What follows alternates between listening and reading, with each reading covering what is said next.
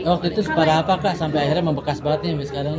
Ya pokoknya merugikan mental, ekonomi, terus fisik sih ya memalukan aja sih. Jadi kayak memang males dibahas tapi ya I will never forgive them gitu. Halo Tribuners, bintang sinetron dan film Tika Bravani berbagi cerita tentang pengalaman pahitnya saat masih duduk di bangku sekolah, di mana Tika Bravani mengaku mendapatkan perlakuan yang tak menyenangkan dari teman-teman sekolahnya atau perlakuan bullying. Tika Bravani mengaku bullying yang ia rasakan dalam bentuk verbal dan juga fisik, sehingga membuat mental dirinya sangat drop karena tidak menyangka bisa mendapatkan perlakuan tak enak dari teman sekolahnya sendiri. Bahkan Tika Bravani mengaku karena mengalami bullying yang hebat baik secara verbal atau fisik membuatnya malas untuk berangkat ke sekolah. Oleh karena itu Tika Bravani memilih untuk berusaha keluar dari ketidaknyamanannya, karena menurut Tika Bravani perilaku bullying di sekolahnya dianggap sudah dinormalisasikan oleh pihak sekolah. Berikut hasil wawancara bersama Tika Bravani. Mas ini kan mengangkat isu bullying ya terhadap anak di dalam keluarga, apalagi Mas Rizky dan Mbak Tika kan udah punya anak juga nih. Seperti apa sih pas melihat dan membaca alur ceritanya? Kalau saya sih, saya pernah jadi korban bullying, terus juga saya juga makin was-was dengan apa ya, karena punya anak juga, terus melihat sekarang pergaulan tuh banyak banget kasus bullying yang parah-parah, terus kayak sekarang tuh nyawa nggak ada artinya gitu loh. Apalagi juga justice, kalau no viral no justice gitu sekarang. Jadi kadang-kadang tuh mikir, ini kalau kejadian di anak saya, apa yang harus saya lakukan? Saya harus minta perlindungan kemana gitu. Jadi kadang-kadang setiap baca skenario itu kan kita selalu berkaca dengan kehidupan aslinya gitu ya. Jadi memang ini cukup triggering sih secara personally buat saya. Mas Rizky? Bullying. Oke, kayaknya gue lebih fokus ke bullying ke anak-anak aja kali ya. Soalnya kalau karakter ada lagi tapi pahit. Ke anak-anak mungkin hampir sama, bahwa kadang seringkali anak itu tahu bahwa dirinya mengalami perlakuan yang tidak baik. Gitu. Tapi mungkin ada ketakutan, ketidaknyamanan untuk menyampaikan apa yang dirasakan ke orang-orang terdekat yang dibilang sebagai support system. Dan akhirnya semua ditelan sendiri, dirasa sendiri, dan seperti tadi disampaikan di dalam oleh ibu-ibu mantan psikolog kita, bahwa efek paling buruk dari bullying adalah rasa rendah diri dan tidak berharga. Nah itu ketika udah mengendap, itu jauh lebih menghancurkan dari perilaku bullying itu sendiri. Jadi marilah kita semua lebih peka terhadap anak-anak kita, orang terdekat kita, apa yang sedang dialami, dan kita cari tahu apakah itu lagi baik-baik saja. Kita nggak pernah tahu apa yang dialami. Karena kalau tahunya telat, bukan nggak mungkin kita akan bisa bahwa harusnya itu lebih peduli sama dia. Pak Dika, kalau boleh sharing mungkin waktu itu menerima bully seperti apa biar jadi alert sendiri buat kita. Yang pernah dialami paling buruk gitu ya. Oh, jangan deh Mbak. Yang bisa di-share aja. Yang bisa di-share Mbak Tika. Verbal, fisik, terus kalau dulu tuh kan SMA itu tahu nggak mati ya. SMA tahu. Udah. Oh iya ya. Di institusi sekolah itu kadang-kadang Edit ya, Mas? normalisasi sih, misalnya kakak kelas dan adik kelas gitu, dan ada yang memang itu menjadi tradisi, dan ketika kita ngadu ke guru terus kayak ya emang begitu loh jawabannya gitu, dan itu karena udah tradisi itu lah, itu nggak bisa break the cycle saat itu juga. Tapi kan kita yang mengalami itu kita sempat ngerasa apa ya, low self esteem, terus kita ngerasa nggak berharga, ngerasa mau berangkat sekolah itu males gitu kan.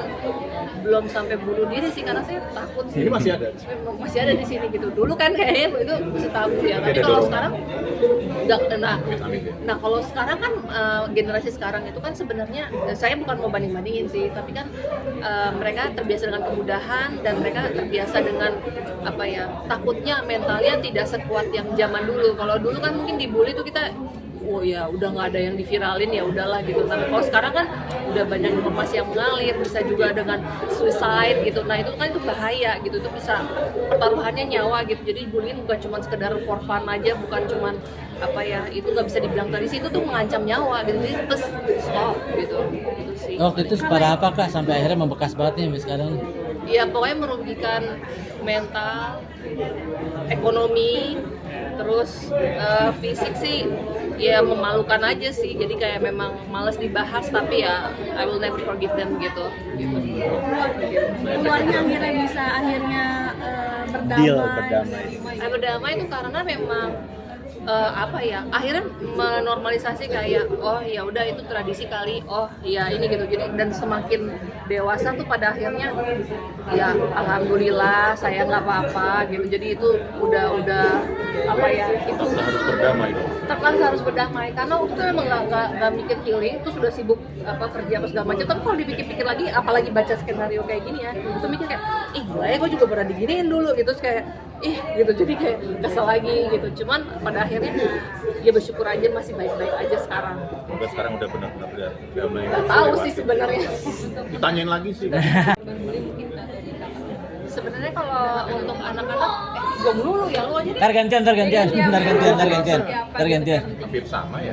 Saya nggak tahu kan, gue anaknya masih kecil. Oke, ya dari yang ABG dulu Iya, ya. Dari yang Aku udah SMA 1, yang 1 SMP. Tapi kurang lebih sama. Tadi Tika juga ngerasa bahwa saat dan tadi gue sampaikan, ketika efek bullying paling besar ketika harga diri dan percaya diri seorang manusia hancur.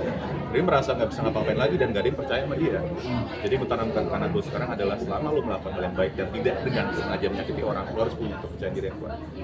Apapun yang lo rasain, lo sampein cerita. Kalau lo nggak berani ngomong ke orang tua, ke teman, atau guru atau siapapun, yang penting lo harus tahu batasan lo jangan sok kuat tapi lo nggak kuat.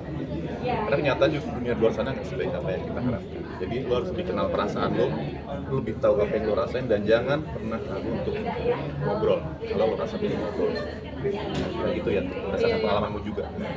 Ya kalau aku sih sebenarnya kan akhirnya mikir kayaknya tuh yang memang harus aku kuatin terus itu adalah koneksi dulu, koneksi before correction sih katanya kan. Jadi mungkin saya tuh khawatir misalnya ntar anak saya udah sekolah terus misalnya nggak bisa cerita karena ngerasa nggak ada koneksi sama saya, karena ada jarak gitu, mereka ngerasa nggak bisa secara open. Nah itu tuh yang sebenarnya saya pupuk dari sekarang supaya oh ibu ada buat kamu, ibu ada buat kamu gitu, ayah ibu itu ada.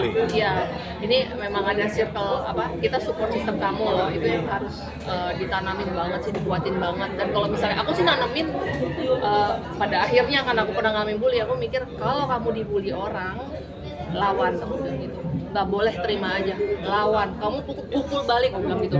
Ini defense, self defense aku bilang gitu. Itu bukan berarti kamu jahat, enggak, tapi kamu jangan sampai mulai duluan. Kalau kamu mulai duluan, ibu nggak akan belain gitu. Itu motivasinya ya. Motivasinya tuh membela diri, itu tuh sah menurut aku. Dan itu tuh harus diberaniin sih di anak-anak ya. Kan kadang-kadang kan kalau misalnya didorong atau dipukul atau dikatain itu jadi diem aja gitu. Dulu sih saya diem gitu, so kayak mikir Berarti belajar dari apa yang udah kita lewatin kan? Iya, belajar dari situ akhirnya. Gitu sih. Pernah ada laporan nggak ke Katika soal aku dibulet, aku didorong terus benar kayak gitu sampai akhirnya kamu keluar kata-kata kalau di lawan? Lawan balik ya. Pernah. Waktu itu dia apa sih, pecinya direbut, terus udah gitu sampai ke jambak katanya rambutnya tadi ditarik. Terus kamu ngapain? Aku diem aja gitu. Oh lain kali kamu ambil balik aja, kamu usahain kalau itu punya kamu ambil balik, kamu rebut balik gitu. Gak apa-apa nak, berani ya gitu. Terus aku bilang juga ke bu gurunya, bu kalau anak saya bela diri biarkan gelut deh. Ibunya begini. Iya emang ibunya punya pindah sekampung ya gitu sih. Dan Akhirnya gimana mungkin? akhirnya mulai sekarang sih dia mulai lebih gampang ngomong sih, kayak misalnya jangan geser aku, kalau kamu di situ aku duduk di mana gitu, kayak gitu maksudnya sifat asertif tuh ada gitu. Iya lucu banget.